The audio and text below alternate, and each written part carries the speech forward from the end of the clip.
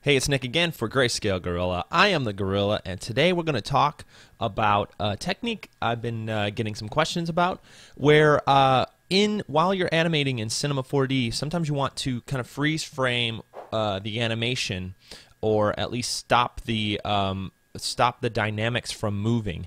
I call it the matrix effect, just because they kind of use that a lot. They slow the camera and the speed way down, and then they'll whip a camera around.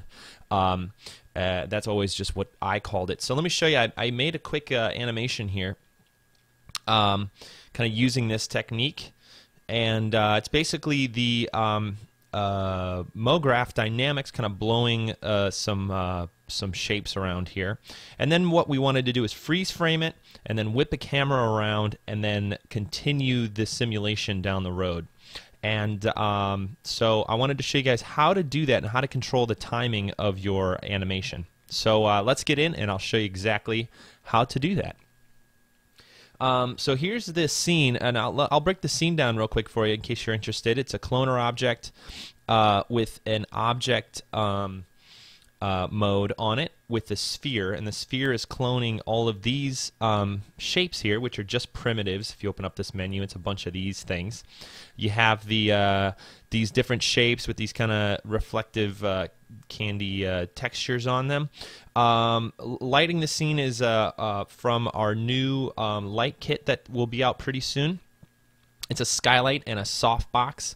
You could use any lights for your scene. That product should be out pretty soon. I'll show you what it looks like here.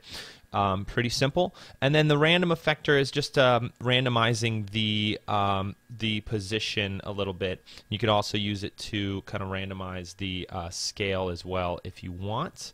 We could do that right there. See? Fantastic, cool, right?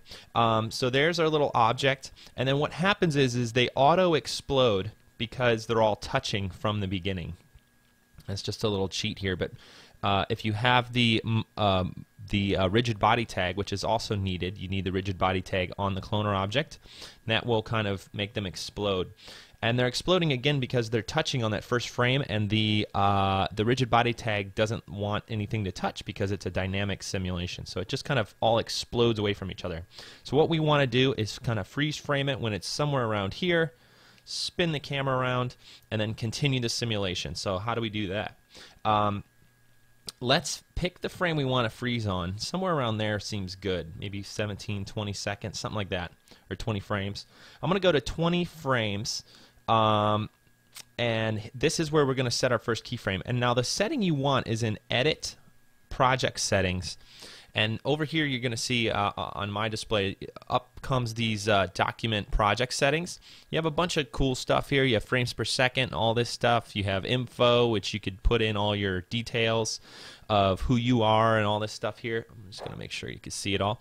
And then right here, this is what we're going to deal with. This is the MoDynamics tab. And this right here, this time scale, is what we're going to animate. Now, you can also animate gravity and have things kind of fall and then go negative and do all this stuff. We're only concerned about this one right now. Right now, the time scale is 1. And what we want to do is everything up to this point is 1. So we're going to set a keyframe by holding Control and clicking right on that red dot. You can see right down here and in my timeline there is a new keyframe. It didn't show up here. It's right there. And that was on frame 19. If I go to frame 20, all I need to do is set the time scale here to 0, hit the red button again, and you're going to see now when we play, everything's frozen. So we go out, doot, and it freezes, and everything's frozen, ready for us to animate, whip around. Now, it doesn't have to go 1 frame. You can actually slow this down over the course of some frames, so it kind of, see how it kind of slows down gradually, which is kind of cool. So I'm going to kind of split the difference here and kind of make it maybe 1 or 2 frames. It's just a little bit more kind of subtle, kind of a cool effect, more than just 1 frame stop. That looks pretty cool. Next thing we need to add is a camera. So we're going to have our camera here and our null. And the null is automatically in the middle of the scene, and our camera is looking exactly where our other camera was, our kind of fake camera. And so all we really need to do is just parent the camera into the null, make the camera a child of the null. So now when we animate the null, the camera will wrap around. We also have to make sure we have our camera selected, and that's this little box right here. You select that, and that ensures that we're looking through this camera. And then if we go to our null and go to coordinates, I'm just going to move over so you can see this. The heading of the null is what's going to rotate our camera around. And because everything's parented to each other, we can whip that camera around like that. So we're just going to set some keyframes here. Everything's fine up to here. Everything explodes, and right around there, right after it freeze frames, bam, right there, maybe 25-ish for me, I'm going to set a keyframe for the heading. Now, if you highlight all three of these and you hit Control, you're going to actually set a keyframe for all three parameters. But we only need heading. So I'm going to undo that. And I'm only going to select the H here on the rotation. Then I'm going to Control click on that red button. We have our keyframe. We're going to go down. Maybe it'll take maybe a second and a half or so. I'm going to go to around 60 frames. Let's go to 59 for me. And I'm going to whip around like that. It's a little too far. We see our little softbox over there. So I'm just going to go that far, about 90 degrees for mine. You could play around with it. And you could play with these other ones too. If you want to flip around this way, that's fine. But for me, somewhere around 90 degrees is good. And now I just set a new keyframe. And what's nice here is this little yellow keyframe actually shows you that you need to set a keyframe. It's showing you that this is not what is recorded in the timeline. So as soon as you set it, you got red, and you're good to go. So we have the bulk of this ready to go, right? Boop, and then we whip around, and then now all we want it to do is continue on with the explosion.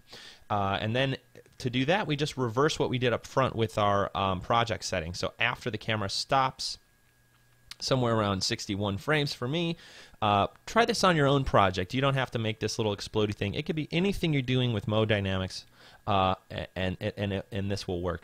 I'm going to go back into our project settings. You can see our time scale is still at 1 all the way down here, and so we just need to set a keyframe for 0 so it continues to stay 0 through this whole section, and then move forward a few frames. I think it may be cool if it ramps back into it, and then set the time scale back to 1, and then that's it. So we'll whip around, bam, looking good, right? Now that's the base. I'm just going to extend our scene a few frames, maybe 130 frames or so, just so you can see the rest of it. And remember that this time scale, also, if you're curious about the time scale, if you set this to something other than 1, it's actually going to speed up or slow down the whole calculation. So what it does is it gives the effect of a faster or slower, a bigger or smaller scene. So remember that small things move faster than large objects, and they're quicker to fly around. In fact, if you look at this scene, you're going to see these little particles fly further than the big ones, and that's just an issue of scale. And if you set your time scale up to something higher, so after it explodes, let's say we set it to 3, okay, and I'm going to just to try this out and show you that it'll explode kind of at the slower speed, but then once it whips around, it'll fall really quickly, kind of like they're smaller objects. And we could do this for the front one as well. We could say, I think it's this guy here, frame 19, I think. We could set it all to time scale 3, enter, and we're going to hit record there. So now this whole explosion looks like it's something much smaller and fast, kind of a quicker thing to do. But if we set those back, I'm just going to undo the play here. I think we can get back to where we had it. Let's see where we are, and good. Kind of undid it a little far there. See if we could redo back. You get the point.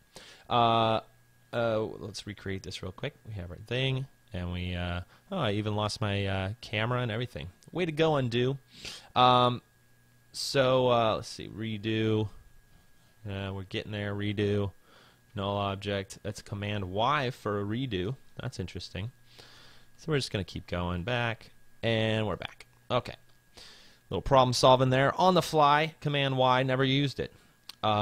Sweet. So there we go. We have our explosion, our whip around, and then we explode back. Pretty fun stuff.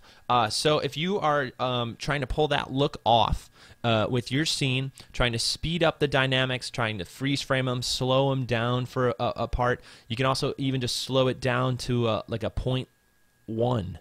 And then everything will be really slow-mo as the camera whips around. So experiment with that. That's time scale in your document settings for Mo Dynamics. And if you make something cool with freeze frame and time scale, please link it up and drop a comment on this blog post so we can all see it. And if you have a question, please drop it in the comments or talk to me. And thanks for watching, guys. I'll see you guys around in another tutorial, I promise, really soon. Bye, everybody.